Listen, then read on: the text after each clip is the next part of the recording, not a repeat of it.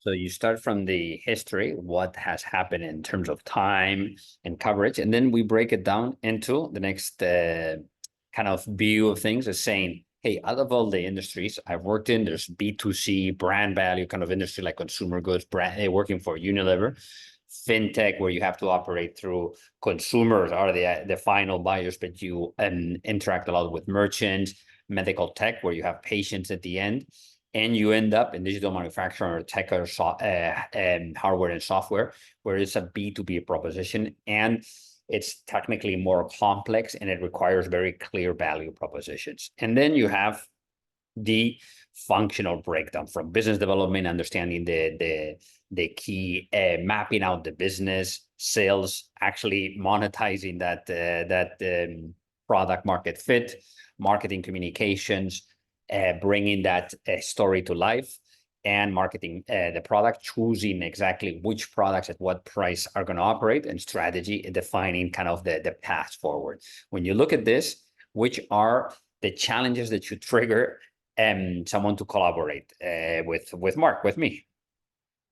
Very clearly, this one, as you can see, it's covering sales and partly marketing communication, and actually marketing product could be part of this, but sales engine scale up. When you have a kind of a market product fit or an idea of a market product fit, scaling up the sales organization from changing processes, what is the organization, what incentives or channels, and especially tools, it's kind of the end-to-end. And this is why I'm covering marketing communication, because it's very important when you're generating leads that you have a clear picture of how that go through the process, the funnel, the tools that connect everything to go into the customer, and how that affects the conversion rates. Conversion rates are a marketing problem, but also a sales problem.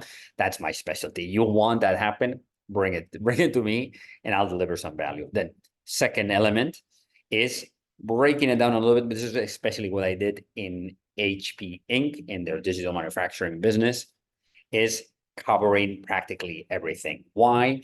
Because this was a product that there's an idea of what it can do. In this case, it was a 3D printing technology that has a hardware component, a materials component, a services component, a software component, everything. And you're trying to understand what's the value in the market, especially across, in my case, I was the first employee for APAC. So I had to understand how to find value across, understand which partners, who were supposed to work. And this was the business development part, from 0 to 1, trying to understand the needs in the market, to actually find the fit, driving early stage business development. Absolutely, and one of the most entertaining parts that you can do, and one of the most draining parts you can do in business, but that's absolutely essential, because this feeds enormously afterwards into how you scale the sales organization.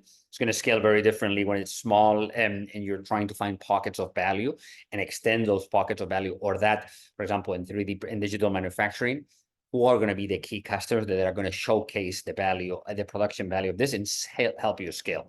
Sales is very different when you're trying to find those hero customers and elevate them. Then when you've identified them, everybody has kind of seen the potential of your product, and you're trying to scale and reach more people.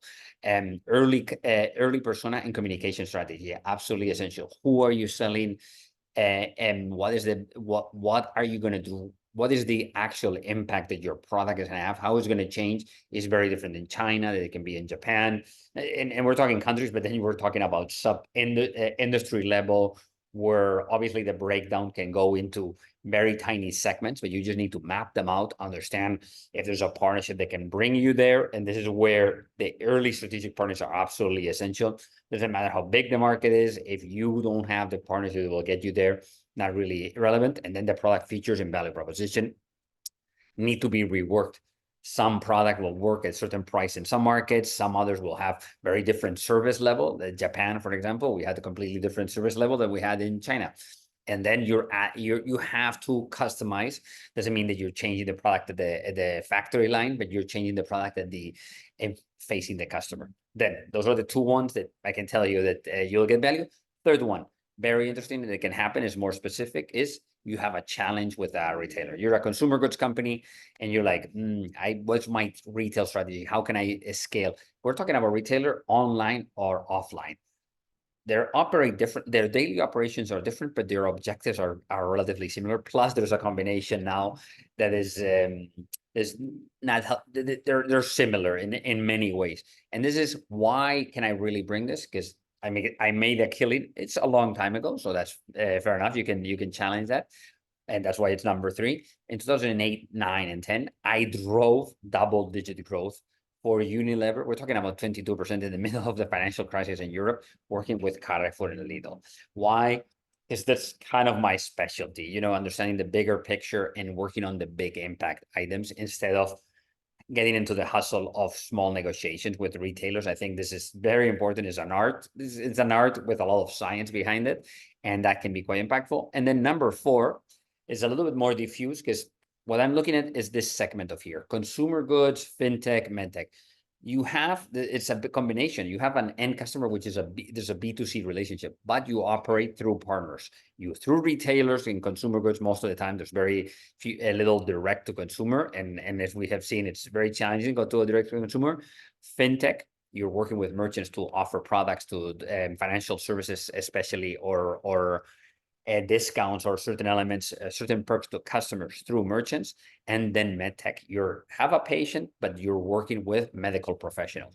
In all these cases, this is a pretty complex mix. And the very interesting part is that in this part that I'm touching marketing, communications, and product, but this is a little bit of a more ample area. You can actually, it's very important to understand how you're defining your path to market. And this is part of my strategic specialty, being able to disentangle this and identify the operational elements that need to go into this. And I think it's a very interesting proposition. It's a thing that I love to do. It's obviously on the more strategic side, but I think there's a lot of value in working with this. And if you have this kind of problem, I think it's worth it to actually connect, and we can drive that impact together. These are a little bit my pitch of things that could trigger a collaboration and drive impact, and it would be very interesting.